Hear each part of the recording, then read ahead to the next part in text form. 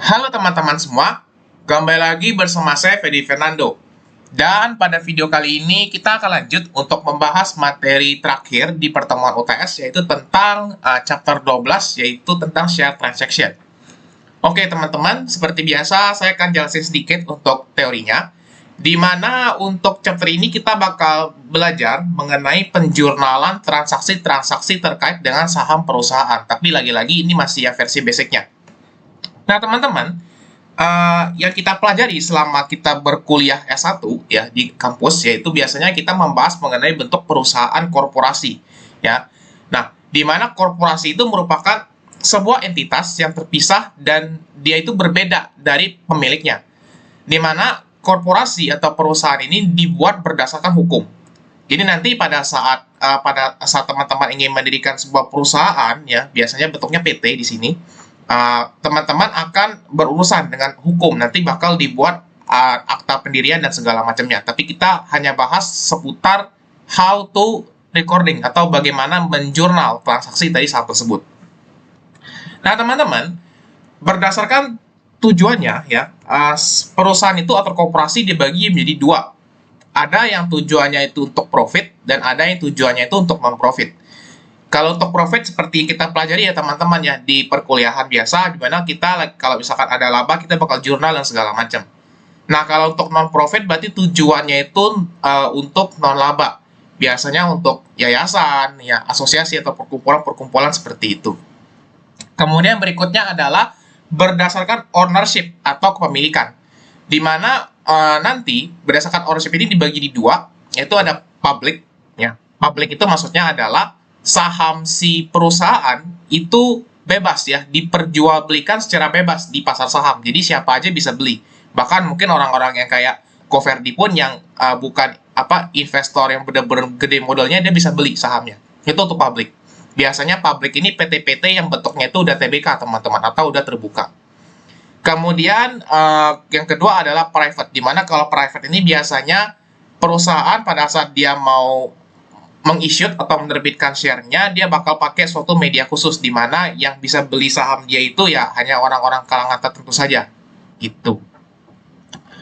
Lalu di chapter 12 ini sebenarnya kalian bakal banyak belajar banyak istilah baru ya. Ada istilah yang kita sebutnya sebagai authorized share ya, authorized. Nah, atau share yang diotorisasi. Nah, seperti yang saya jelasin di awal tadi, korporasi ini kan pada saat kita mau mendirikannya itu pasti bersinggungan dengan hukum teman-teman ya, ada badan hukumnya. Dimana nanti pada saat kita akan mendirikan suatu perusahaan ya, itu nanti bakal keluar teman-teman ya, bakal keluar yang namanya akta pendirian ya, akta pendirian. Nah, di dalam akta pendirian itu salah satu poin yang disinggung adalah berapa banyak jumlah saham yang diizinkan untuk dijual oleh sebuah korporasi. Jadi maksudnya gini, kalau misalkan jumlah authorized share kamu adalah sebesar 10 juta lembar, ya 10 juta lembar, berarti perusahaan kamu mentok-mentok hanya bisa menerbitkan saham sampai 10 juta lembar. Ya. Nah, kalau misalkan kamu ingin menerbitkan sahamnya lebih di atas 10 juta lembar, itu kamu harus update lagi akta pendiriannya, sehingga nanti jumlah authorized share-nya bakal bertambah. Gitu. Jadi authorized share itu adalah jumlah maksimal yang bisa diizinkan untuk dijual oleh sebuah korporasi. Tapi kalau mau ditingkatkan lagi bisa, itu kita update lagi si akta notarisnya. Kemudian ada issuance of share, di mana issuance of share ini atau share issued ya biasanya, share issued itu merupakan jumlah saham yang sudah diterbitkan oleh perusahaan. Jadi nanti nilai share issued ini itu tidak bakal berkurang. Jadi dia nilainya bakal bertambah terus, nggak bisa berkurang sama sekali. Itu untuk share issued. Kemudian berikutnya adalah untuk share outstanding. Di mana untuk share outstanding ini dia merupakan jumlah saham yang beredar.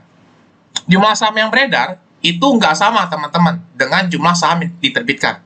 Karena nanti kita bakal belajar ya di bagian bawah ya, yang bagian treasury share, kita bakal bahas bahwasanya bisa timbul perbedaan antara jumlah saham yang kita terbitkan dengan jumlah saham yang beredar di pasaran karena ada alasan-alasan tertentu. Ya. Kemudian berikutnya ada market price ya. Yang market price itu berarti ya, seperti biasa kayak kita belajar di bonds kemarin, berarti ini merupakan harga pasar per lembar dari sebuah saham. Jadi bisa saja nanti timbul selisih ya, timbul selisih antara harga par saham kita dengan harga yang beredar di pasaran. Nanti kita bakal bahas di dalam transaksinya. Oke, kemudian kita bakal bahas teman-teman mengenai ordinary share dengan preference share. Itu terdapat dua istilah baru lagi teman-teman. Ada ordinary share atau kita sebutnya biasanya dalam bahasa Indonesia sebagai saham biasa, ya, saham biasa. Dan preference share, ya, preference share ini maksudnya adalah saham preferen atau saham istimewa, ya, saham istimewa atau saham yang kalau dalam bahasa Indonesia lebih disukai lah bentukannya. Nah, ordinary share atau preference share ini sengaja saya bikin sebuah tabel komparasi supaya teman-teman paham bedanya yang biasa dengan yang istimewa itu apa. Dimana saham biasa, ya, dalam saham biasa, kita sebagai pemegang saham biasa itu punya hak suara.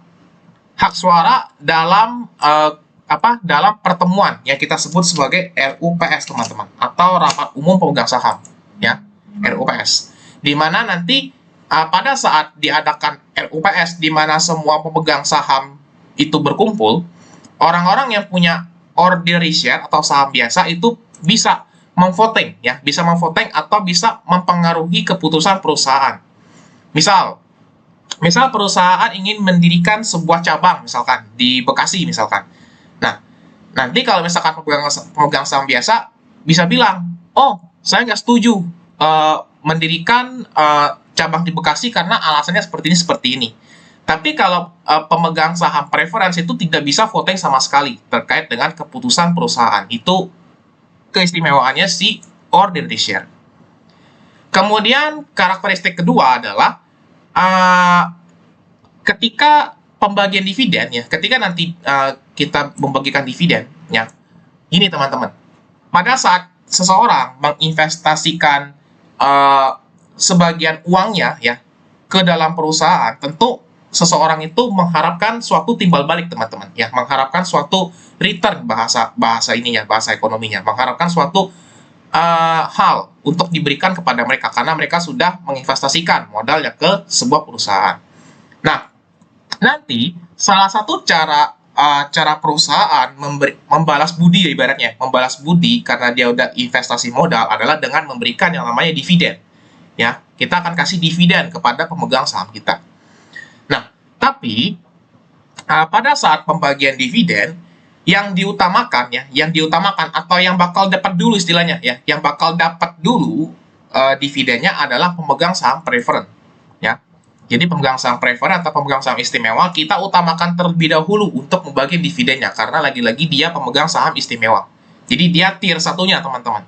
Nah, kalau misalkan ada sisa, ya, ada sisa dividennya baru nanti akan dialokasikan atau dikasih kepada pemegang saham biasa, gitu.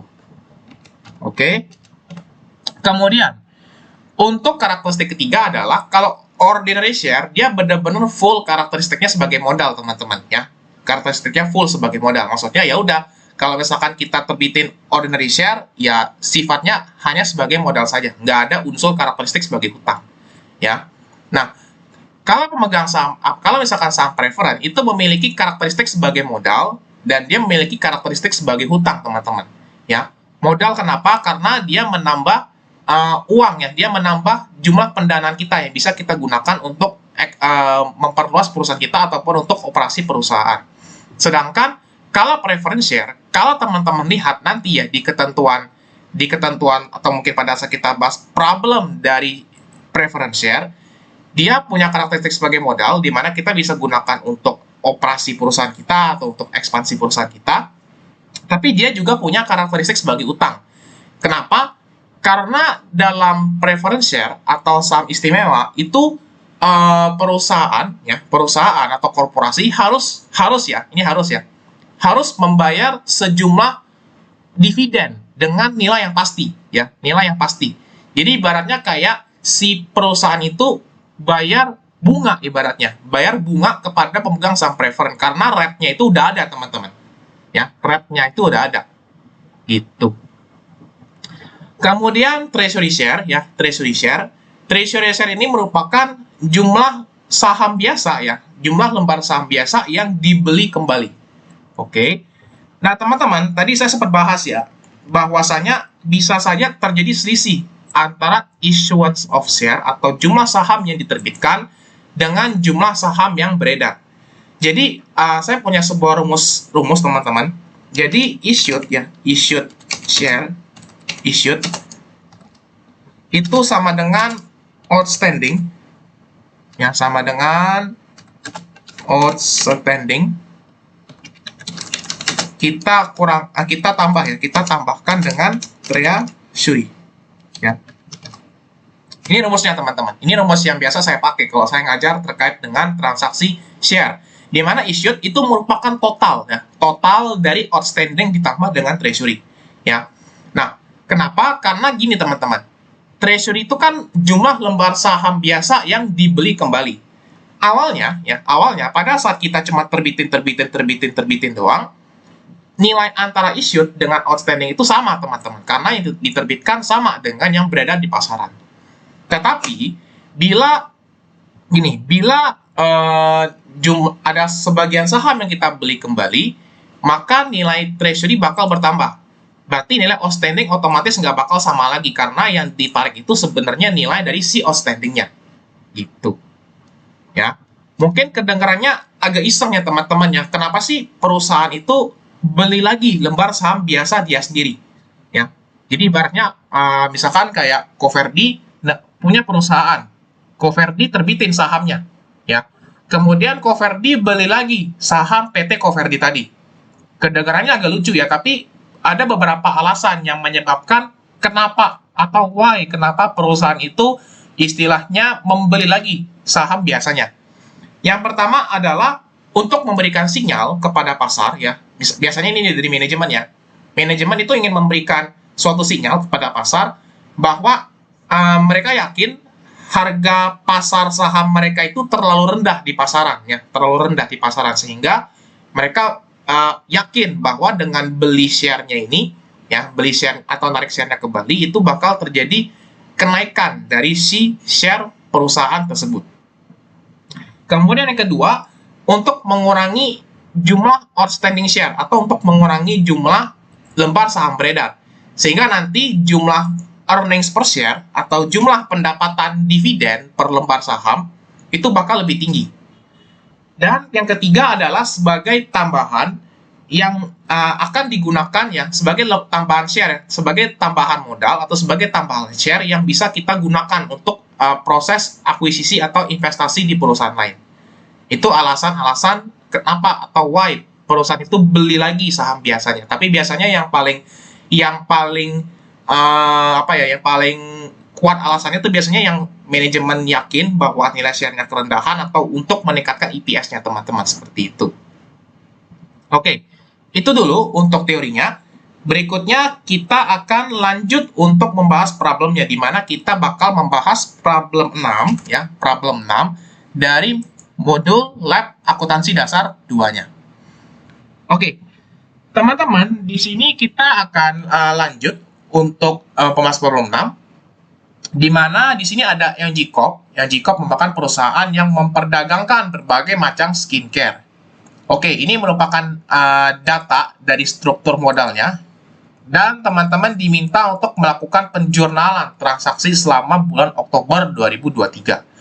Oke, nah, lalu ada keterangan treasury sales menggunakan FIFO method. Berarti FIFO method itu sama kayak yang kalian pelajari di AD1 tentang inventory. Jadi kalau misalkan nanti dia ada beli lagi treasury share-nya, yang keluar pertama kali itu yang pertama kali dibeli teman-teman, seperti itu. Lalu teman-teman diminta untuk mengerjakan dua hal.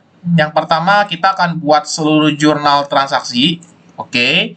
Dan teman-teman akan diminta untuk membuat statement of financial position yang sifatnya itu parsial.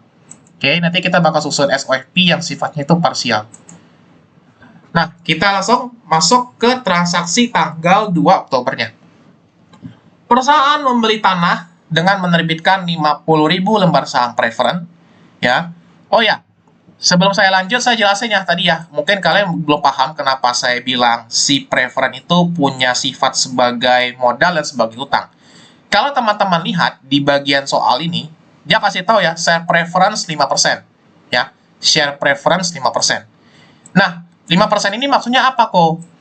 5% ini maksudnya adalah ini merupakan jumlah dividen ya, jumlah dividen ya yang harus dibayarkan oleh perusahaan basisnya dari berapa nilai share capital preference-nya.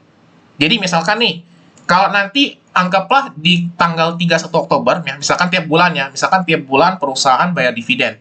Berarti nanti basis untuk perhitungan dividen preference adalah kita bakal kalikan 150 juta ini dengan si 5%. Itu jumlah dividen yang harus dibayarkan. Jadi kalau misalkan nih kebetulan kalau kita kalikan ya, kalau kita kalikan hitungannya, misalkan 150 juta kita kali dengan 5%. Nah, kalau misalkan dividennya ini ya, kalau misalkan dividennya si perusahaan kebetulan cuma sebesar 7.500.000, misalkan ada pembagian dividen 7.500.000, ya udah habis berarti. Berarti yang cuma dapat dividennya itu cuma si preference doang. Nanti si pemegang saham ordinary-nya itu nggak dapat apa-apa, teman-teman, seperti itu. Ya, makanya karakteristiknya yang saya jelasin tadi, pemegang saham preference didahulukan dalam pembagian dividen. Jadi kalau misalkan kebetulan yang cuma dibagi 7.500.000, ya udah berarti yang ordinary share-nya itu nggak dapat apa-apa, teman-teman, seperti itu. Oke. Makanya karakteristiknya disebut sebagai hutang ya, sebagai hutang karena kita harus bayar dividen dengan jumlah yang pasti, teman-teman, seperti itu. Ya, kan salah satu karakteristik hutang adalah kita harus bayar sejumlah bunga dengan nilai yang pasti, teman-teman, seperti itu. Kemudian kita bakal lanjut ke tanggal 2 Oktober. Kita langsung mulai transaksinya ya. 2 Oktober membeli tanah dengan menerbitkan 50.000 lembar saham preference dan 100.000 lembar saham biasa. Oke, harga pasar saham preference adalah sebesar 275 dan saham biasa adalah 160. Oke, pada saat kita membeli tanah, teman-teman ya, membeli tanah dengan menerbitkan sejumlah saham ya, sebenarnya jurnalnya mirip dengan yang kalian pelajari di awal-awal banget di AD1, di mana kita bakal masukin pertama adalah land karena kita beli tanah ya. Karena kita beli tanah, maka kita akan jurnal land. Kemudian ada share capital preference dan ada share capital premium share capital preference dan share capital ordinary. Kenapa? Karena kita terbitinnya dengan si dua lembar dengan si dua jenis sahamnya ini, preference dan saham biasa. Kemudian kita lihat harga pasarnya saham preference itu adalah sebesar 275. Oke, nih lembar saham preference nih. Saya blok dulu kali ya, lembar saham preference itu harganya sebesar 275. Oke. Sedangkan harga parnya itu adalah sebesar 250. Berarti kalau kita tarik kesimpulan 275 lebih besar ya, lebih besar daripada 250 yang merupakan parnya. Maka nanti bakal timbul, teman-teman, yang namanya itu share premium ya. Bakal timbul yang namanya share premium. Ya, share premium itu kalau bahasa Indonesianya kita sebut sebagai agio saham. Di mana agio saham itu timbul karena harga pasar saham kita itu lebih tinggi dibandingkan nilai parnya. Oke. Maka kita bakal jurnal ya. Maka kita bakal jurnal share premium preference karena karena nilai saham preference-nya lebih tinggi di pasaran. Kemudian untuk yang saham biasa juga sama ya. Saham biasa juga sama karena dia terbitinnya dengan seharga 160 ya, di mana parnya itu sebesar 150. Berarti kita akan masukin juga share premium ordinary. Oke. Nah, sekarang nilainya gimana? Untuk nilainya kita masukin ya, untuk land kan dia belum kasih tahu ya, teman-teman ya. Untuk land dia belum kasih tahu, berarti kita coba hitung dulu ya. Nah, untuk mengisi jurnal share transaction ini kita selalu mulai ya, teman-teman ya. Kita selalu mulai dari kita hitung dulu untuk share capital yang biasanya. Di mana share capital itu basisnya adalah dari berapa parnya, teman-teman ya. Oke, kita bakal hitung berapa dari parnya. Maka untuk share capital preference, berarti kita tinggal kalikan aja par saham preference, yaitu sebesar 250. Kemudian kita kalikan dengan jumlah saham yang kita terbitkan, yaitu sebesar 250.000. Makanya kita kali 250, kita kali dengan 50.000. Hasilnya adalah sebesar 12.500.000. Kemudian sama juga dengan share capital ordinary-nya, di mana kita kalikan par-nya dulu. Par-nya berarti 150. Kemudian kita kalikan dengan jumlah lembar saham yang kita terbitkan, yaitu sebesar 100.000.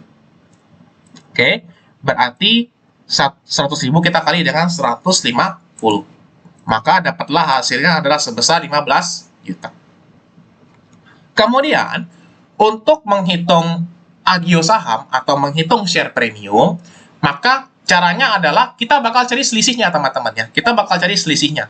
Ya, selisih antara harga pasar dengan harga parnya, kemudian kita kalikan dengan lembar saham yang kita terbitkan. Berarti kita masukin untuk yang preference. Yang preference kan dia terbitinnya sebesar 275 ya, teman-teman ya. Berarti 275 kita kurangin dengan 250 yang merupakan parnya. Kemudian kita kali dengan berapa lembar saham yang kita terbitkan, yaitu sebesar 50.000. Maka dapatlah hasilnya adalah sebesar 1.250.000. Sama juga untuk yang ordinary caranya, berarti kita cari selisih antara harga pasar dengan harga parnya, berarti 160. Kita kurangin dengan 150, kemudian kita kali dengan 100.000 yang merupakan jumlah lembar yang diterbitkan. Dapatlah hasilnya adalah sebesar 1 juta. Kemudian setelah dapat keempat nilai ini, berapa preference, berapa ordinary, dan berapa premium-premiumnya, maka kita baru tahu nih sekarang nih berapa nilai land-nya. Karena kan kita mau jurnal pembelian land dengan menerbitkan sebuah saham. Ya, tinggal dijumlahin aja, maka dapatlah harga perolehan tanahnya sebesar 29.750.000. Oke. Kemudian setelah kita nerbitin, kita jurnal, sebenarnya ini voluntary aja ya teman-teman ya. Ini cara dari saya aja. Kalau cara dari saya, kalau misalkan kita menerbitkan sebuah saham, ya kita menerbitkan sebuah saham, kita beli treasury atau kita jual treasury, itu saya selalu kasih notes kecil teman-teman di bawahnya. Ya, supaya kenapa? Supaya pada saat saya ngerjain, kan kita kan diminta dua hal ya teman-teman ya. Kita diminta mengerjakan jurnal dan kita diminta mengerjakan SOFP-nya. Ya, nah saya mau pada saat saya nyusun SOFP-nya, ntar saya nggak bolak-balik teman-teman cross-check, oh ada penerbitan nambah gitu. Saya nggak mau kayak gitu. Saya lebih demen pada saat setiap saya ngerjain transaksi, saya sisihin sekitar 1-2 detik saya untuk tulis ini ada penambahan atau ada pengurangan ya. Jadi saya selalu kasih keterangan karena di sini ada penerbitan preferen 50.000 dan ada penerbitan ordinary sebesar 100.000, maka kita kasih notes kecil, preference nambah, ordinary-nya nambah, supaya pada saat saya nyusun SOFP-nya ya, kita gampang untuk ngupdate nilainya. Lanjut ke transaksi tanggal 4 Oktober. 4 Oktober menerbitkan saham preferen 250 lot seharga 22.250 per lotnya. Oke. Nah, kalau misalkan teman-teman yang sudah berinvestasi saham, harusnya udah nggak asing lagi ya dengan istilah lot. Tapi di sini saya kasih notes kecil dulu, teman-teman. Saya kasih notes kecil dulu ya. Bahwasanya satu lot itu sama dengan 100 lembar. Jadi kalau misalkan teman-teman nanti di soal ujian keluarnya terkait dengan share transaction ini ada istilah lot, teman-teman jangan panik. Karena biasanya kalau di Indonesia ya, kalau misalkan kalian mau investasi atau kalian mau beli saham, itu biasanya kita belinya itu satuannya per lot, teman-teman ya. Kita belinya per lot. Makanya setiap kita beli satu satuan saham, kita belinya per satu lot. Artinya kita selalu beli kelipatan 100, teman-teman ya. Kita selalu beli kelipatan 100 lembar untuk saham-saham di Indonesia. Ya. Kalau di luar beda. Kalau misalkan kayak di US itu bisa beli per lembar, tapi kalau di Indonesia itu biasanya langsung belinya per satu lot. Jadi kelipatan 100, teman-teman. Nah, sekarang kalau misalkan kita lihat keterangan soal 4 Oktober, menerbitkan saham preferen sebanyak 250 lot, ya. Berarti kalau kita hitung teman-teman ya, kita hitung per lembarnya ya, dia kan bilang ya, harga per lotnya, ya, harga per lotnya ini saya tandain dulu. Dia kan bilang ya, harga per lotnya adalah sebesar 22.250, ya. Ini per lot. Berarti kalau misalkan kita pengen cari per lembar, itu cukup kita bagi dengan 100, teman-teman, ya. Kita bagi dengan 100 buat tahu berapa harga per lembarnya. Oke, maka kita dapat harga per lembarnya adalah sebesar 222,5. Ini harga per lembarnya, teman-teman, ya. Nah, sekarang setelah kita tahu harga per lembarnya, kita baru nih bisa lihat keterangan antara parnya, ya, parnya si preference dengan harga pasarnya. Berarti kalau yang kita jual segini, ini harga pasarnya ya, teman-teman, ya. Ini harga pasarnya. Nah, sekarang kita punya parnya itu 250, teman-teman, ya. Kita punya parnya 250. Sedangkan kita terbitkan dengan harga 222,5. Artinya kita nerbitin si preference-nya itu di bawah harga parnya ya, teman-teman, ya. Di bawah harga parnya. Berarti kalau misalkan kita terbitin di bawah harga parnya, ya, kita rugi, teman-teman. Karena sebenarnya par itu nilai minimum, ya. Nilai minimum yang harus yang harus diterbitkan perusahaan, tapi ternyata bisa saja dalam kenyataannya nilai pasarnya itu lebih rendah daripada parnya. Nah, ini kondisinya rugi, ya. Sebenarnya kita rugi karena kita terbitinnya di bawah harga par kita. Cuman di sini kita nggak pakai akun loss, teman-teman, ya. Kita nggak pakai akun loss atau nggak pakai akun gain karena semua transaksi-transaksi di dalam share transaction kita TB-in-nya atau kita tankernya atau yang nahan nilai untung atau ruginya itu akun share premium, teman-teman, ya. Yang nahan rugi atau untungnya ini semuanya dimasukin ke dalam akun share premium. Sekarang kalau kita lihat share premium preference itu sebesar 11.1260 dengan ditambah dengan 1250. Sekarang kita bakal hitung dulu berapa nilai cash yang kita terima, kemudian berapa nilai preference-nya, dan berapa untung atau ruginya. Maka kita bakal buat jurnal, karena dia nerbitin saham preference, maka kita bakal jurnal cash, ya. Kemudian di sebelah kreditnya ada share capital preference, ya.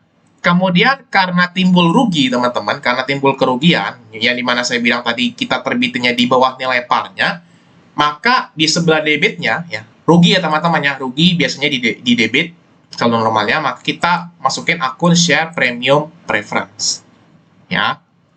Nah, sekarang untuk cashnya, kita masukin untuk nilai cashnya adalah harga per lembarnya. Berarti kita masukin ini sebenarnya cara yang lain, ya, tapi bisa aja, ya. Tapi bisa aja caranya kita pakai cara yang beda, hasilnya bakal sama, teman-teman. Berarti kita masukin nilai cash yang kita terima adalah sebesar 222, ya, 222,5. Kita akan kali dengan berapa lembar saham yang kita terbitkan. Berarti kita kali dengan 250, kita kali dengan 100. Karena dia bilang dia terbitnya sebanyak 250 lot, di mana satu lot itu adalah sebesar 100 banyaknya. Sebenarnya hasilnya bakal sama aja, sebesar 5.562.500, ya. Jadi ada dua cara, bisa aja kamu langsung kalikan harga per lot dengan berapa lot yang diterbitkan, atau bisa aja kalau kamu mau pakai cara buat cross check lagi, kamu kalikan lagi berapa harga per lembarnya, kita kali dengan lotnya, kemudian kita kali dengan 100, gitu. Kemudian untuk share capital preference-nya seperti biasa kita lihat dari parnya, di mana parnya adalah sebesar 250. Kemudian kita kali dengan 250 lot yang merupakan jumlah yang merupakan jumlah lotnya, kemudian kita kalikan dengan 100 karena satu lot itu merupakan 100 lembar. Maka dapatlah nilainya adalah sebesar 6.250. Sebenarnya bisa aja langsung teman-teman selisihkan, ya. Teman-teman selisihkan antara share capital preference dengan nilai cash yang kita terima.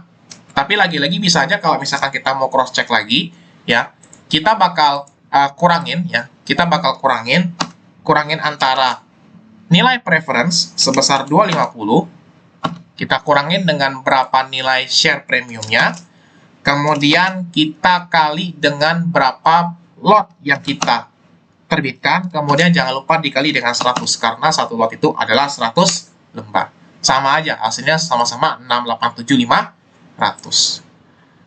Lalu sebagai pemanisnya, jangan lupa karena kita menerbitkan saham, maka saya kasih keterangan, berarti yang diterbitkan itu sebanyak 25.000 ya. 25.000 dapatnya dari 250 dikali dengan 100. Gitu. Oke, lanjut berikutnya kita masuk ke transaksi tanggal 6 Oktober 2023, di mana perusahaan menerbitkan 50.000 lembar saham biasa, harga 175 per lembar. Oke, kita langsung lihat harga pasarnya, teman-teman. Harga pasar 175, di mana par ordinary adalah sebesar 150. Maka kita bisa bilang ini transaksinya kita terbitinnya di atas parnya ya, berarti kita untung. Berarti kalau kita untung, kita bakal langsung jurnal, berarti karena kita terbitin cash, kemudian ada share capital ordinary di sebelah kredit, dan ada share premium ordinary di sebelah kredit, karena kita terbitinnya di atas nilai pasar. Ya, kita terbitinnya di atas nilai par, sorry. Kita terbitin saham kita di atas nilai par. Nah, sekarang untuk nilai cashnya, teman-teman bisa langsung kalikan harga pasarnya, berarti harga pasarnya adalah 175. Kita kali dengan 50.000 lembar saham, di mana ini merupakan jumlah lembar saham yang diterbitkan. Kemudian, untuk share capital ordinary-nya, teman-teman masukin berarti 50.000, teman-teman kalikan dengan nilai parnya, di mana parnya itu sebesar 150. Ya, 150 kita kali dengan jumlah saham yang kita terbitkan. Sebenarnya untuk yang premiumnya, langsung kita cari selisihnya aja ya, langsung bisa kita cari selisihnya aja. Atau kalau misalkan mau cara yang ribetnya seperti biasa, kita akan kurangin ya, kita bakal kurangin, berarti 175 ya, 175 kita kurangin dengan 150 yang merupakan harga parnya, kemudian kita kalikan dengan jumlah yang diterbitkan sebesar 50.000. Sama aja, sebesar 1.250.000. Jangan lupa dikasih pemanisnya, kita masukin ordinary-nya bertambah sebesar 50.000. Oke. Lanjut. Kemudian memberi lagi 5% saham yang beredar dengan cost atau harga sebesar 160 per lembarnya. Nah, teman-teman, kalau misalkan kita membeli lagi lembar saham biasa kita, ya, kita membeli lagi nih lembar saham biasa kita, maka nanti kita bakal catat ke dalam akun yang kita sebut sebagai treasury share, teman-teman ya, atau saham treasury. Ini yang tadi yang saya masukin di teori. Saham biasa yang kita beli kembali kita sebut sebagai treasury share. Nah, sebenarnya jurnalnya gampang, teman-teman. Kalau kita beli treasury share, maka kita bakal jurnal treasury share pada cash. Karena treasury share itu saldo normalnya di sebelah debit, teman-teman ya. Saldo normalnya di debit. Dia merupakan akun kontra atau akun yang berlawanan dengan equity. Ya. Nah, untuk caranya gimana? Ya, dia kan bilang ya, kita beli 5% saham biasa yang beredar ya. Kita beli 5% yang beredar. Berarti kita perlu kita perlu rangkum dulu, teman-teman ya. Kita perlu rangkum dulu berapa banyak sih lembar saham biasa yang beredar sampai tanggal 8 Oktober, teman-teman. Ya, logikanya kan gitu ya. Karena kan kita beli 5% yang beredar, maka kita perlu update dulu. Berapa banyak sih lembar saham yang beredar sampai dengan tanggal ini. Maka, teman-teman lihat, pada saat di awal, ini sebenarnya tanggal 31 Maret ya, agak jauh. Sebenarnya tanggal 30 September harusnya ya, tapi nggak masalah sih. Ya. Yang penting kita lihat keterangan awal soalnya, dia bilang 3 juta share issued and outstanding. Karena seperti yang saya bilang tadi, issued itu rumusnya adalah outstanding ditambah dengan treasury. Berarti kalau treasury-nya 0, ya kalau treasury share-nya adalah 0, maka antara issued dengan outstanding-nya itu sama nilainya, teman-teman. Ya. Nah, sekarang kita masukin nilai outstanding awalnya ada sebesar 3 juta sesuai dengan keterangan di soal. Kemudian kita tambahin dengan cepet atau 100.000 sesuai dengan jumlah yang diterbitkan pada tanggal 2 Oktober. Lalu ditambah lagi dengan 50.000 yang merupakan lembar yang kita terbitkan pada tanggal 6 Oktober. Sehingga kita bakal mendapatkan nilai saham yang beredar itu adalah sebesar 3.150.000. Ini saya kasih koma aja ya teman-teman ya, biar enak ya kita bacanya ya. 3.150.000. Maka secara logika nilai lembar saham yang kita beli adalah sebesar 5% dari 3.150.000 ini. Maka kita masukin 3.150.000 ini kan caranya ya teman-teman ya. 3.150.000 kita kali dengan 5% ya. Kita kali dengan 5% sehingga kita dapat berapa lembar saham yang beredarnya yang kita beli. Kemudian kita kali dengan harga ya, harga per lembarnya kita kali dengan 160 ya, karena kita mau beli dengan harga 160 per lembarnya gitu. Maka kita masukin 3.150 dikali dengan 5%, kemudian kita kali dengan 160, maka kita dapat nilai cost-nya adalah sebesar 25.200. Oke, maka cash-nya pun sama. Lalu kita kasih pemanisnya teman-teman, kita kasih catatan kecilnya, di mana seperti yang saya bilang, kalau misalkan lembar saham biasa kita itu kita beli lagi ya, kalau lembar saham biasanya kita beli lagi, maka otomatis yang beredar atau yang outstanding itu bakal berkurang teman-teman ya, yang outstanding bakal berkurang, sehingga saya kasih keterangannya adalah ordinary share-nya itu bakal berkurang ya. Ini kalau kita kali ya teman-teman ya, kalau kita kali jadinya 157.500, jangan bingung tiba-tiba dapat angka segini. 157.500 itu berkurang untuk ordinary-nya, sedangkan untuk treasury-nya itu bertambah ya, bertambah sebesar 157.500 dengan harga 160 per lembarnya. Ini buat catatan kecil aja teman-teman, nggak wajib harus dibuat di soal ujian. Kalau misalkan kalian nggak mau tulis pun nggak masalah, jurnal doang, lanjut ke transaksi berikutnya, that's not a problem. Yang penting ini buat saya, karena saya ngajar, biar saya enak aja jelasinnya. Kalau misalkan nanti kita ada update-updatean untuk transaksi treasury share lagi atau untuk nyusun SOFP-nya ntar. Oke, lanjut ke tanggal 11 Oktober. 11 Oktober, perusahaan membeli komputer senilai 1.162.500, terbitin saham biasa sebanyak 75 lot. Oke, kita hitung dulu ya teman-teman ya, berapa lembar ya yang diterbitkan ya, karena di sini dia pakai satuannya itu lot, nggak langsung gamblang per lembar. Berarti kita masukin 75, kita kali dengan 100, karena satu lot itu 1 lembar. Ini jumlah lembar yang kita terbitkan, yaitu sebanyak 7.500 lembar. Maka kita bakal susun jurnal. Kalau kita beli komputer, maka kita debitinnya komputer, ya. Kemudian komputernya itu langsung kita kasih tahu harganya ya, sebesar 1.162.500. Kemudian untuk share capital ordinary-nya ya, untuk kita hitung dulu ya teman-teman, yang hitung kasarnya ya. Kita hitung dulu berapa kasarannya dari share capital ordinary-nya. Untuk yang share capital ordinary, maka kita masukin ya. Maka kita masukin.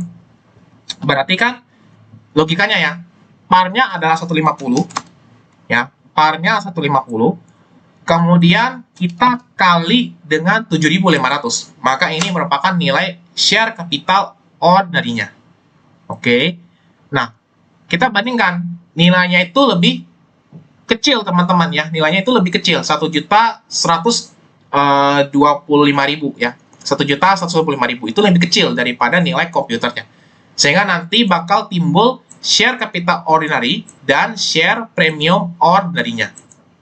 Oke, bakal timbul share premium karena nilai share capitalnya kalau kita hitung secara kasar ya, kita kali 50, kita kali dengan berapa banyak yang kita terbitkan itu sebanyak 7.500, maka nilainya lebih kecil ya, sama aja 75 lot kita kali dengan 100, kita kali dengan 150, hasilnya 1125. Maka selisihnya ya, langsung cepat aja ya teman-teman ya, selisihnya kita langsung kurangin komputer dikurangin dengan share capital ordinary, dapatlah share premium ordinary-nya. Maka lagi-lagi ada penambahan saham, tambahin pemanisnya, yaitu kita terbitinnya sebanyak 7.500 lembar. Oke, lanjut. Berikutnya tanggal 12 Oktober. 12 Oktober kita membeli lagi saham biasa, berarti ini transaksi treasury lagi teman-teman. membeli kembali saham biasa sebanyak 17.500 lembar pada harga 162.000 per lembarnya. Maka kita langsung catat treasury share pada cash seperti di tanggal 8 Oktobernya. Oke, untuk nilainya sebenarnya udah gamblang banget ya teman-teman, nggak perlu pusing lagi karena udah kasih tahu nih. Sebanyak 17.500 berarti kita masukin 17.500, kita kali dengan 162 per lembarnya. Ini udah gamblang banget teman-teman, kita nggak perlu pusing lagi buat cari nilainya. Maka dapat nilainya adalah sebesar 2.835.000. Oke. Sekarang, pada saat kita ingin lanjut ke transaksi berikutnya, kita tambahin pemanis dulu seperti biasa. Dimana kalau lagi-lagi kalau kita beli saham biasa kita beli kembali, ya, atau kita buyback, maka ordinary share kita yang beredar itu bakal berkurang teman-teman, ya. Yang outstandingnya itu bakal berkurang sebanyak 17.500 sesuai dengan yang dibeli dan treasury-nya itu bertambah. Oke. Kemudian lanjut ke tanggal 13 Oktober, teman-teman. 13 Oktober, perusahaan menjual 40.000 lembar saham treasury dengan harga 155 per lembarnya. Oke. Sekarang, pada saat kita jual saham treasury-nya, teman-teman, sebenarnya saya perlu ngelisting dulu ya. Sebenarnya kita perlu ngelisting dulu sih untuk keterangan-keterangan yang kita beli di tanggal-tanggal sebelumnya. Oke. Kita ngelisting dulu. Yang pertama kita masukin dari tanggal-tanggal sebelumnya yang udah sempat kita beli. Pertama kali kan kita beli treasury share itu tanggal 8 Oktober ya teman-teman. Yang kita beli pertama kali itu tanggal 8 Oktober. Oke. Kemudian kita beli yang kedua itu di tanggal 11 Oktober. Di tanggal 12 Oktober teman-teman. Kita listing dulu ya. 12 Oktober. Oke. Pada saat tanggal 8 Oktober, ya, kita beli kembali sebanyak 157.000 lembar. 157 dengan harga satuan itu sebesar 160. Ini belum saya hitamin dulu ya. Saya hitamin dulu ya. Oke, 157 dengan 157.500 ya, dengan harga 160. Kemudian yang 12 Oktobernya kita beli lagi dengan sebanyak 17.500 dengan harga satuan sebesar 162 lembar. Oke. Nah, sekarang kita di tanggal 13 Oktober ya, kita itu kita jual ya. Kita jual sebanyak 40.000 ya. 40.000 lembar. Oke. Kita jual sebanyak 40.000 lembar. Maka, kalau kita menggunakan metode FIFO dalam menjual si treasury share-nya, maka kita akan ambil dari tanggal yang paling awal dulu, teman-teman. Ya, kita bakal ambil dari tanggal yang paling awal dulu. Maka kita akan ambil yang 157.500 dulu, ya. Jadi kita ngambil yang di tanggal 8 Oktober dulu. Nah, sekarang kita kelihatan ya cost-nya ya. Kita beli dengan harga 160 ya, kita beli harganya 160. Tapi kita jual di tanggal 13 Oktober itu sebesar 155, teman-teman. Ya, kita bayangin. Kita beli 160, kita jual 155. Rugi, teman-teman, karena kita jual dengan harga yang lebih rendah dari harga beli kita. Ya. Ini logika sederhana aja, nggak ribet-ribet banget triknya. Kita rugi. Maka kalau kita rugi, ya, sebenarnya itu kita bakal debitkan si akun share premium treasury, teman-teman. Ya, kita bakal debitkan dulu akun share premium treasury. Cuman kalau teman-teman lihat dari soal ini, dia nggak ada akun share premium treasury ya, teman-teman ya. Cuman dua doang nih. Share premium preference sama share premium ordinary, itu nggak ada yang bilang share premium treasury. Maka pada saat ada transaksi-transaksi yang dimana akan gini ya teman-teman ya, kan gini, share premium itu seperti yang saya bilang di awal-awal tadi, di awal-awal pembahasan problem, share premium tuh buat memasukkan semua transaksi untung rugi penjualan saham. Nah, tapi kalau misalkan saldo share premiumnya itu udah habis, teman-teman, atau nol istilahnya, kalau misalkan nol, kita nggak bisa tulis akun share premiumnya itu negatif, teman-teman. Itu nggak bisa. Ya, jadi kalau misalkan share premiumnya habis, ya udah, kita nggak boleh kasih tanda minus di akun share premiumnya. Tapi kita bakal habisin, ya, atau kita bakal offset ke akun retained earnings. Ya, saya ulang lagi ya, mungkin konsepnya agak baru, karena saya langsung bahas ke problem. Gini, teman-teman. Akun share premium, seperti yang saya jelasin di awal, ini merupakan akun-akun yang nanti bakal kita masukkan, ya. Kita masukkan untung atau rugi penjualan sahamnya. Jadi kalau misalkan kita terbitin di atas par, itu kan jadi untung. Kalau terbitin di bawah par, itu bakal jadi rugi. Sama juga kayak si treasury ini. Kalau kita jualnya itu di atas harga cost kita, ya. Kalau kita jualnya itu di atas harga cost kita untung. Tapi kalau kita jualnya di bawah cost kita, itu kita rugi, teman-teman. Ya. Nah, karena akun share premium treasury-nya di sini nggak ada nih share premium treasury, adanya preference sama ordinary doang. Maka otomatis kita bisa berasumsi share premium treasury itu 0 sebenarnya nilainya. Nah, kita nggak bisa masukin share premium treasury sampai minus nilainya. Sama juga kayak akun-akun yang lain, share premiumnya nggak bisa minus. Tapi nanti nilai minusnya ini bakal kita langsung offset ke akun retained earnings, teman-teman, seperti itu. Ya, kita offset ke retained earnings atau kita offset ke RE-nya. Maka kita bakal buat jurnal, ya, kita masukin karena kita jual si share treasury-nya, kita masukin ada akun cash, kemudian ada akun treasury share di sebelah kreditnya karena treasury share-nya kita jual, ya. Nah, nanti selisihnya, ya, karena tidak ada akun share premium treasury, saya ulangi sekali lagi, kita langsung offset ke akun RE, ya, karena tidak ada akun share premium treasury. Berarti kan kalau nggak ada nilainya 0. Nah, kalau 0, kita nggak bisa hantam ke minus, tapi minusnya itu kita offset ke akun retained earnings. Itu. Ya. Sekarang untuk nilainya. Untuk nilainya dia bilang, dia jual 40.000 dengan harga 155. Berarti kita masukin 40.000 kita kali dengan 155. Kemudian untuk treasury share-nya, berarti kita masukin, karena kita menggunakan metode FIFO, maka kita bakal ambil yang paling awal. Yang paling awal kan berarti pembeliannya per tanggal 8 Oktober, 157.500 lembar dengan harga 160. Berarti kita masukin 40.000 yang merupakan lembar yang kita jual. Jangan lupa kita kali dengan 160 yang merupakan cost per pembelian tanggal 8. Maka dapatlah nilainya adalah sebesar 6.400.000, maka selisih 200.000-nya, ini udah kelihatan sebenarnya ya. Kita kurangin aja, berarti 6.400.000 kita kurangin dengan 6.200.000, dapatlah sebesar 200.000 untuk nilai RE-nya. Ya, lagi-lagi seperti yang saya jelasin ya teman-teman ya, karena dia tidak ada akun share premium treasury, kita nggak bisa offset ke share premium treasury sampai minus, makanya sisanya kita masukin ke RE. Kita offsetnya ke RE. Jangan lupa tambahan pemanisnya, berarti kalau misalkan treasury-nya kita jual, berarti ordinary-nya naik lagi di pasaran. Ordinary share outstanding-nya itu bertambah lagi. Nah, kemudian treasury share-nya itu berkurang 40.000. Ya. Oke. Maka kita akan lanjut ke transaksi tanggal berikutnya, tanggal 18 Oktober. Tapi ini kita update dulu ya teman-teman ya, kita update dulu ya listnya ya. Oke, kita update dulu listnya.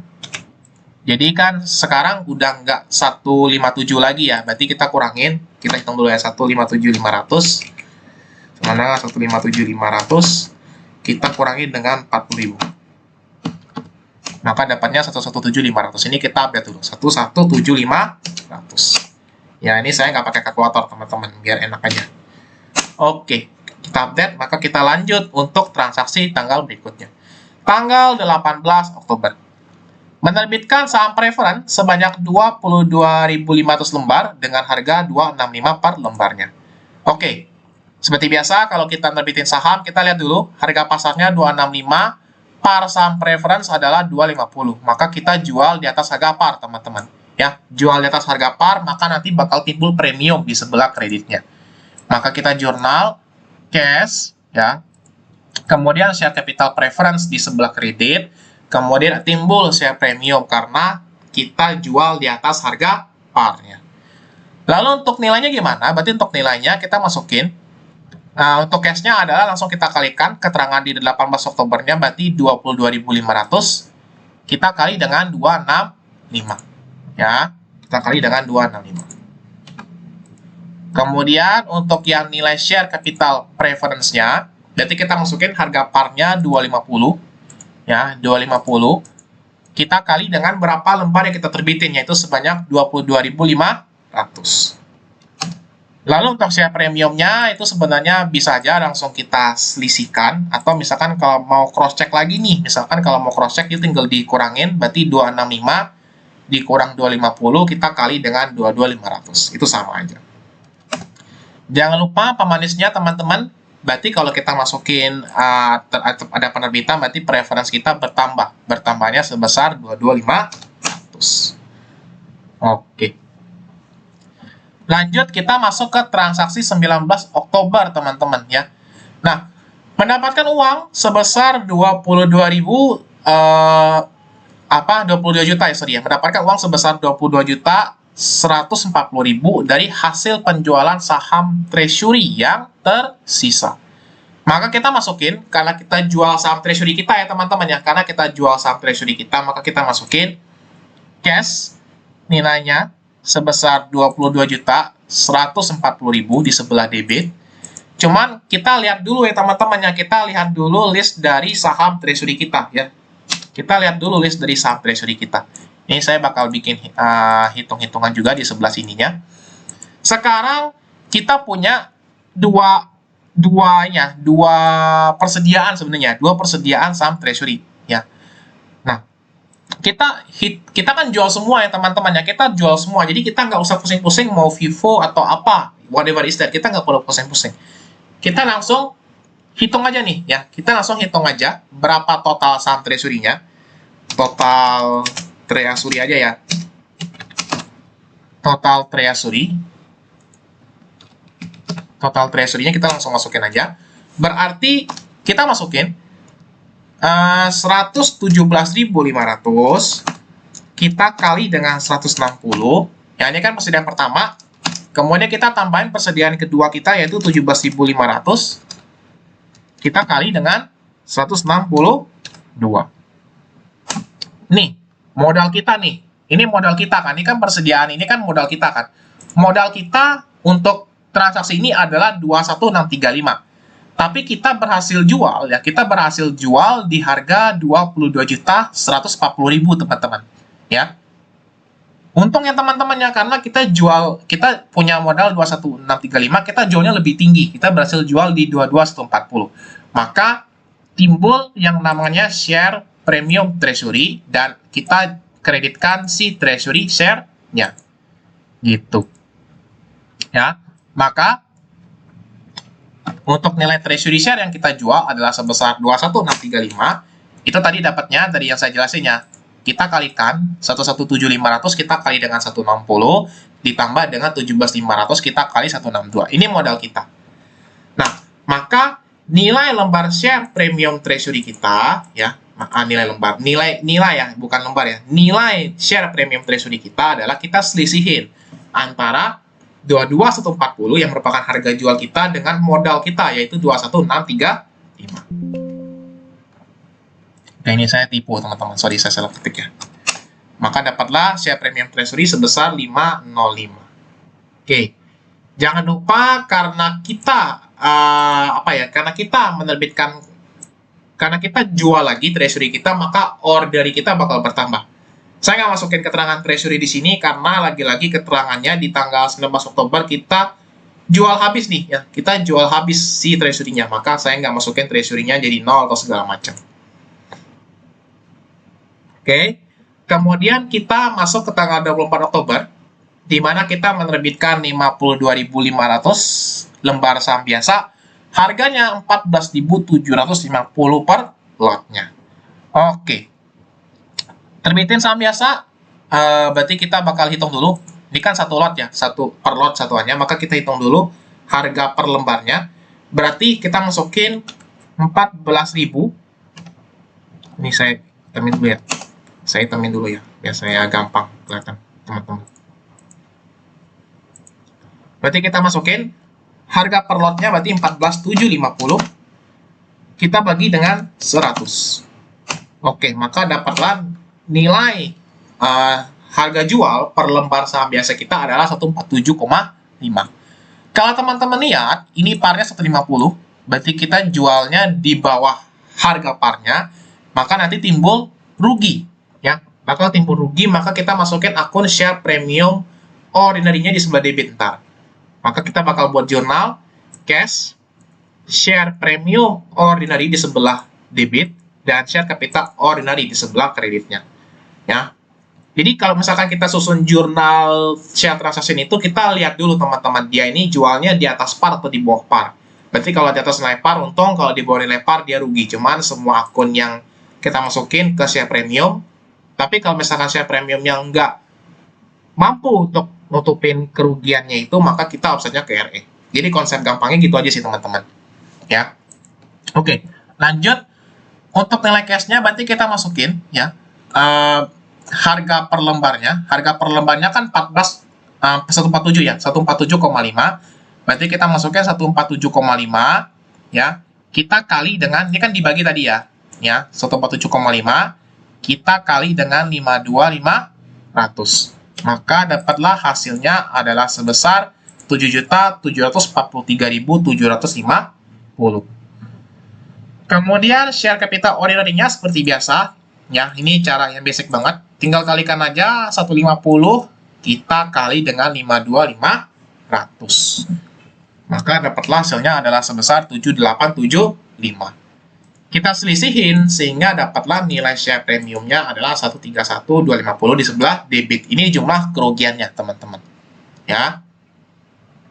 Lanjut.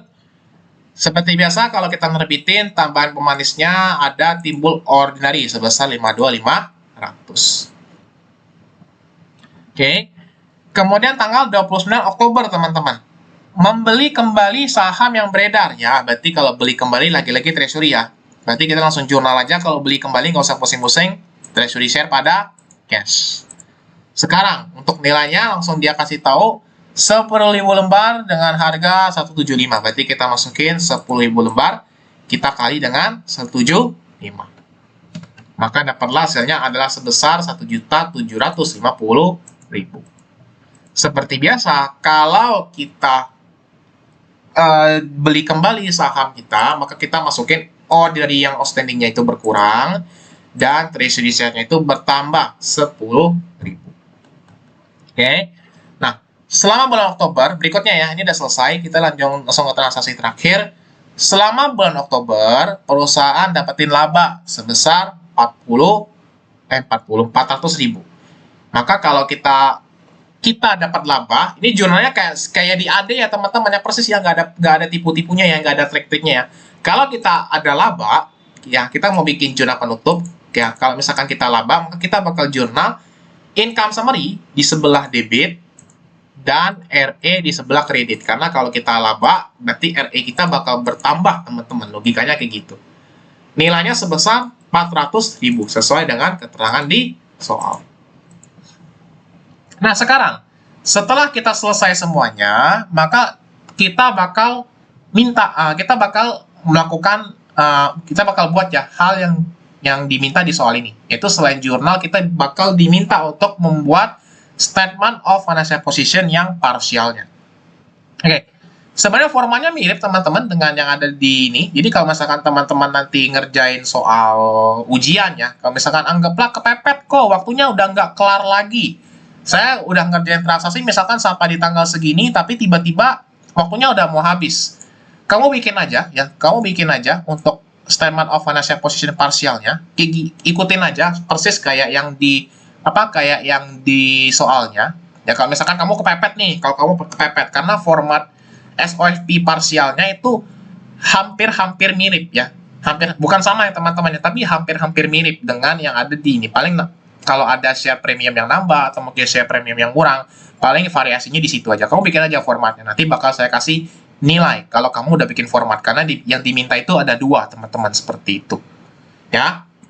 Nah, berarti kalau kita lihat formatnya, pertama-tama kita masukin share capital preference, tapi ya ada tapinya nih, ya. Tapi sebelum kamu sebelum kamu menyusun untuk SOFP yang parsial, saya mau kita hitung dulu ya.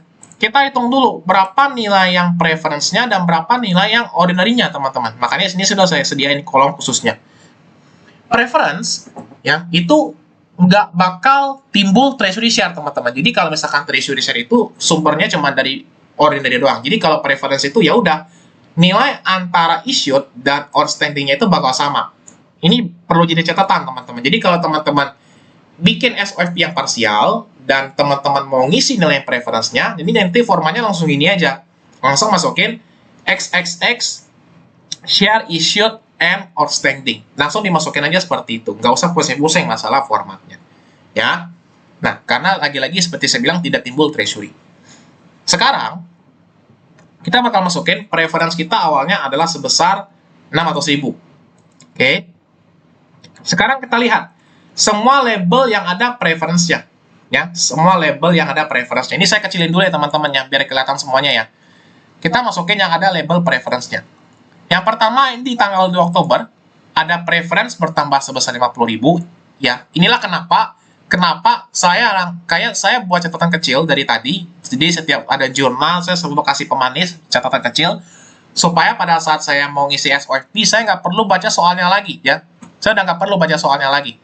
Saya langsung tinggal lihat catatan kecil saja di bagian bawah transaksinya. Ya, preference pertama 50.000, berarti kita masukin 2 Oktober itu preference bertambah sebesar 50.000. Kemudian di tanggal 4 Oktober, preference bertambah lagi sebesar 25.000, berarti 4 Oktober, preference bertambah sebesar 25.000. Lalu kalau kita cari yang preference lagi, preference. Nah, ini di tanggal 18 Oktober.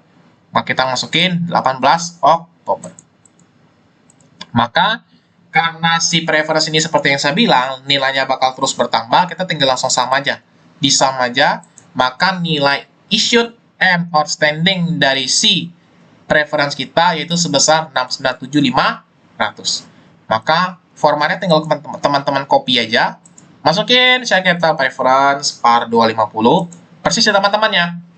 1.250 share authorized. Share authorized yang tadi saya jelasin di awal, share authorized ini jumlah maksimum yang bisa diterbitkan oleh si perusahaan yang ada di akta pendirian.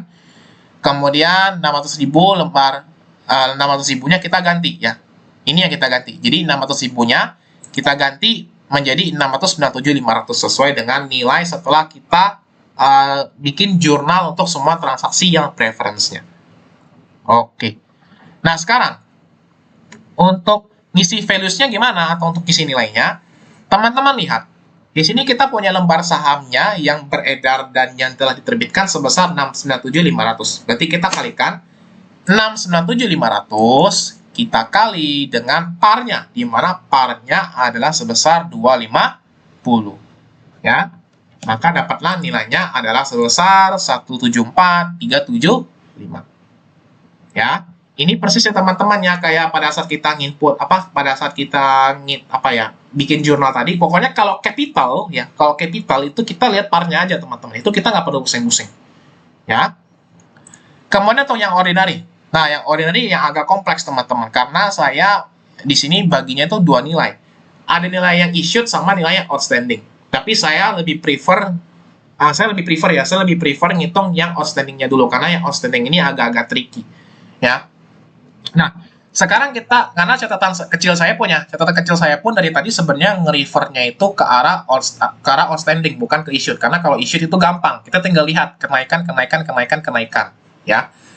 Sekarang ordinary kita pada awalnya, kalau kita lihat soal problem kita punya 3 juta share issued and outstanding. Karena seperti yang saya bilang, kalau nggak ada treasury, nilai issued and outstanding itu bakal selalu sama. Maka kita masukin ordinary-nya awal 3 juta. Ya. Lalu kita lihat transaksinya. Yang pertama ada ordinary bertambah 100. Ya, ini tanggal 2 Oktober, ordinary bertambah 100. Kemudian preference enggak, ordinary bertambah 50.000 di tanggal 6 Oktober, berarti kita masukin 6 Oktobernya sebesar 50.000. Kemudian di tanggal berikutnya, di tanggal 8 Oktober, nah ini berkurang ya teman-teman ya, outstanding-nya berkurang. karena dia ada pembelian treasury, berarti kita masukin ordinary-nya minus 157.500 ya. Ini minus ya teman-teman ya, minus 157.500. Kemudian tanggal 11 Oktober plus 7.500 ya, 11 Oktober plus ini. Lanjut kemudian di tanggal 12 ya. Tanggal 12 dia beli lagi, ada pembelian saham biasa, berarti ordinary-nya berkurang. Berarti tanggal 12 ordinary minus ya 17.500. Kemudian berikutnya tanggal 13 itu bertambah ya, karena dijual lagi saham treasury-nya, maka di tanggal 13 ordinary-nya bertambah lagi.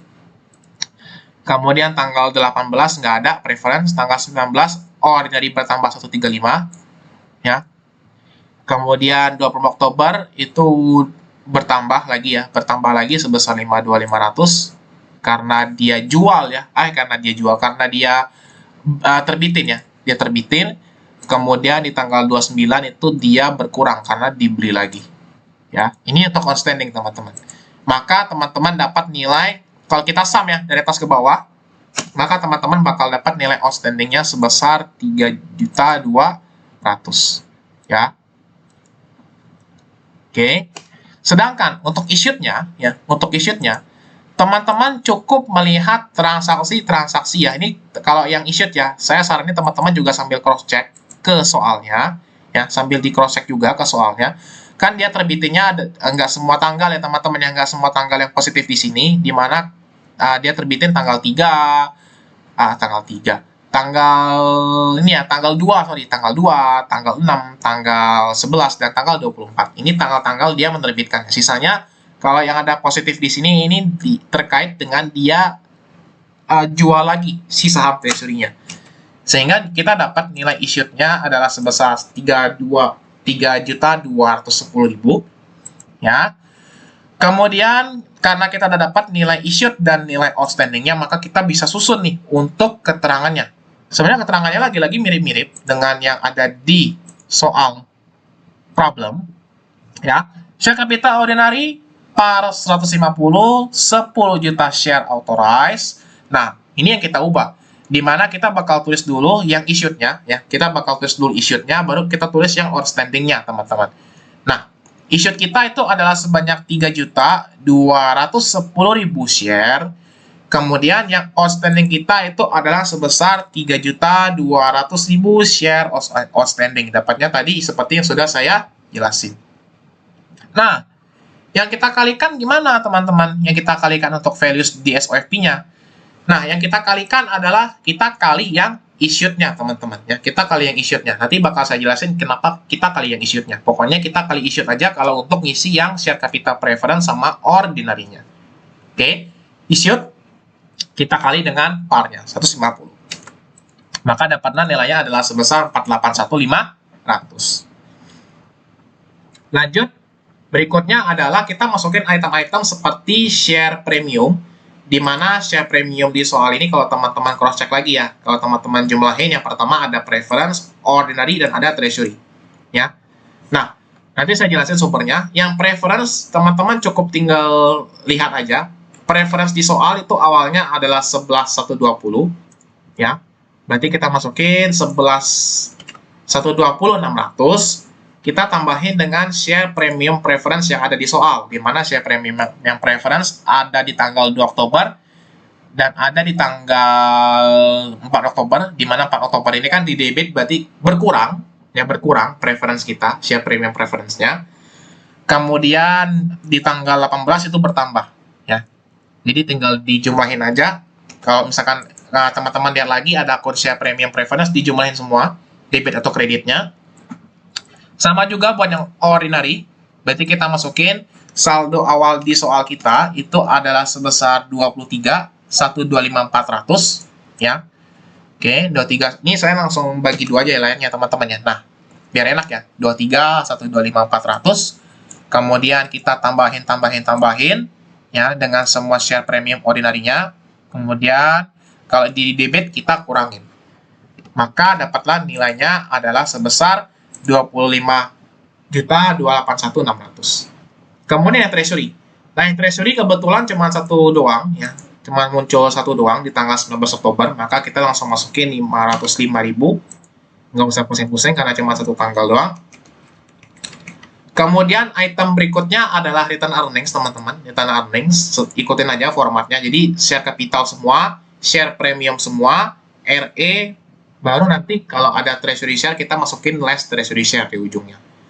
Untuk RE lagi-lagi sama, berarti kita masukin saldo awalnya 2350, kita kurangin dengan RE yang tadi sempat sempat nalangin kerugian penjualan treasury share-nya.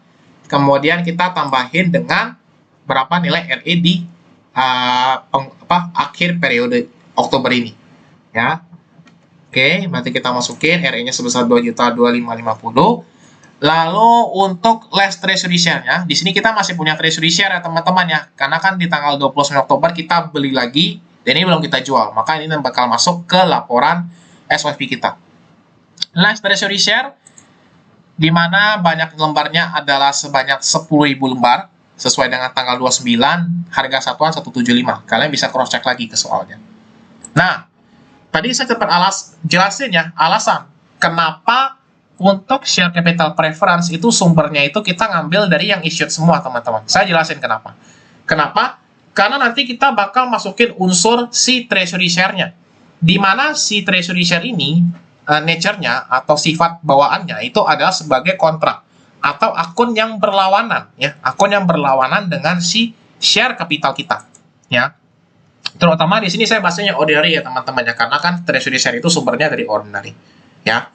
Nah makanya kalau misalkan kita kali dengan outstanding itu nggak matching teman-teman, kita harus kali dengan issued supaya nanti pada saat issued dan ada treasury share, ya, dan ada treasury share, maka nanti kalau kita kurangin kedua nilai treasury dengan si share capital, maka nanti nilai sebenarnya adalah nilai outstanding. Itulah nilai yang sebenarnya bakal kita laporkan di laporan keuangan. Tapi kita harus melampirkan nilai si share capital yang issued-nya dengan si treasury-nya. Gitu. Ya. Treasury share intinya adalah dia bakal mengurangi, ya. Dia bakal mengurangi nilai share capital kita. Makanya di share capital kita itu kita harus masukin nilai yang issued, bukan yang outstanding-nya.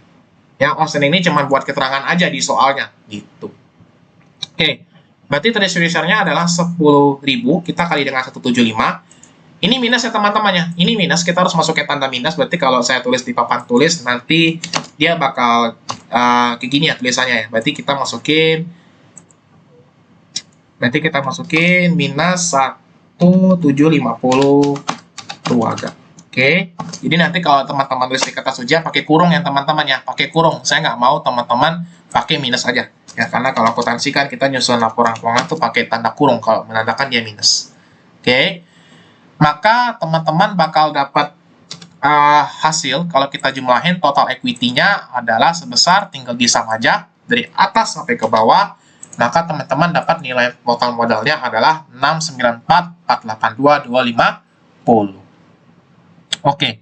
Berarti dengan selesainya teman-teman membuat statement of financial position yang parsialnya, hanya untuk bagian equity doang, maka pembahasan materi share transaction ini selesai. Materinya nggak terlalu sulit teman-teman, cuma teman-teman harus paham letak-letak jebakannya yang biasanya ada di soal ini. Misalkan tadi kayak share capital kita ambil yang issued, kemudian kalau misalkan kalau misalkan share premiumnya itu nggak ada, atau udah nol, kita jangan offset sampai minus, kita masukinnya ke akun RE dan segala macam, ya.